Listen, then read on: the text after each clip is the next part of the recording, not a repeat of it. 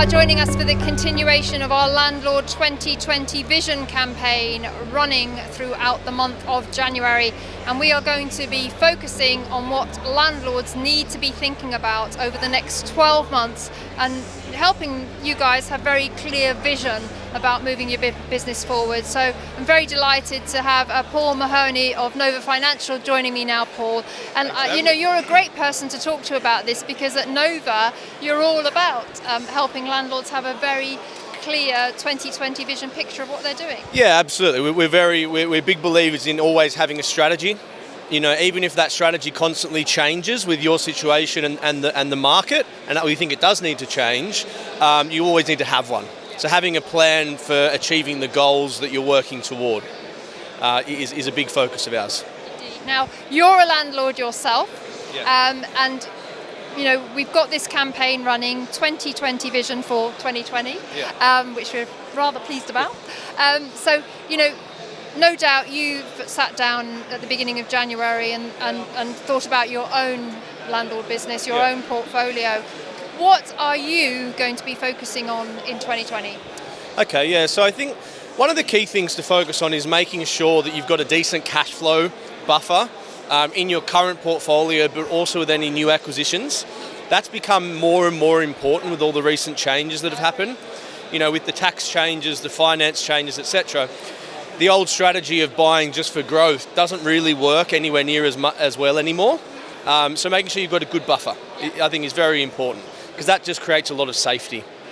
Another safety thing to consider is making sure that you're very, very confident in the rentability of your properties.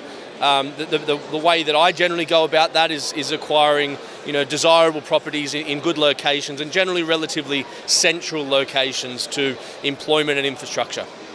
Now, if you've got those things, really regardless of the state of the economy, you can be confident your property is going to rent, which means you're safe. That means really regardless of what happens to the price of your property, it doesn't really matter as much. It might go up, it might go down, but if you've got a tenant, so long as you're not looking to sell or remortgage at that very point in time, it doesn't really matter. So that's a good way of mitigating your risk and making sure you're still sort of making money from your properties. I think that risk mitigation is probably quite important at the moment, because I think it's probably a fairly established opinion that the market's going to go one of two ways. It's either going to pick up again substantially, or if we have a recession, for example, and that could happen, it's about that time, it's 10 years since the last one, you need to make sure that you're safe, as I mentioned, so your portfolio is sustainable or robust enough to see you through that.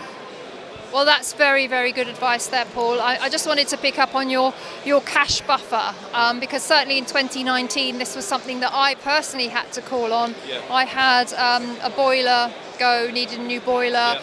I had a tenant with £2,000 rent arrears, a lot of damage to the property.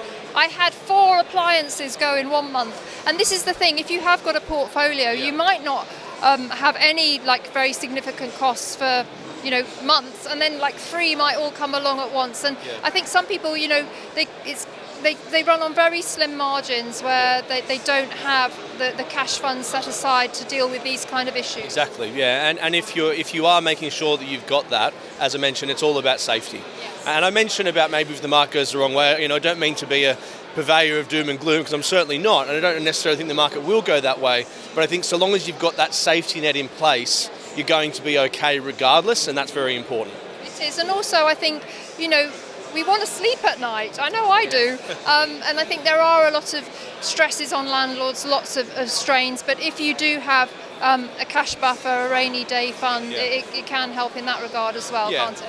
Absolutely, and it's something that we've spoken about before, as our opinion being that property investment isn't about timing the market.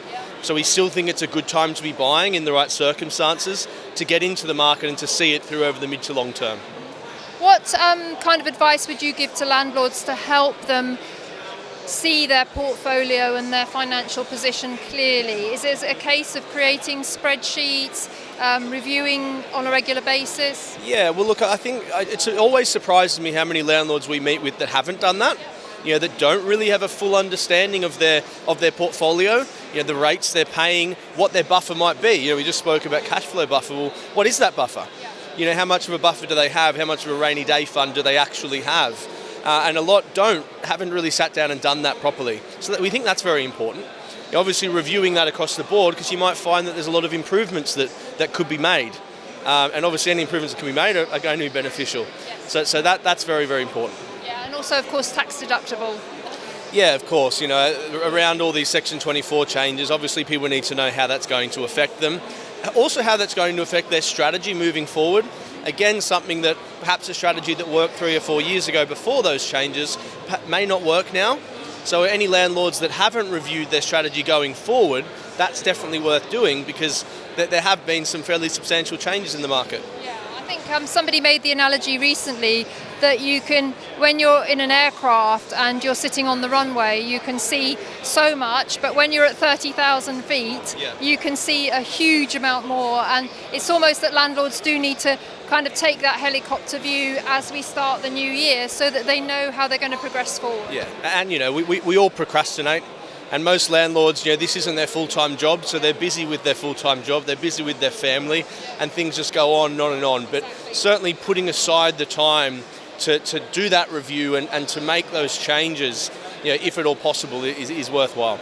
I do agree, Paul, and I would say also, we do tend to say if you've got a good tenant paying, rent on time, looking after the property, not to put rents up. But I had a case recently where a tenant had been in there 7 years, and I happened to check on Rightmove, and the average rent had gone up from £800 a month to about £1,200 a month. Yeah.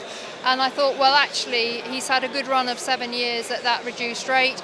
And I came to agreement with him to put it up by £150 a month. And if you've got multiple properties, doing a little exercise like that can actually, increase that cash flow and actually add to your cash buffer. Absolutely. We're all in property investment to make money at the end of the day. You're right, you do want to look after good tenants, but if the market has gone up, then you, by all means, the rent should go up with that.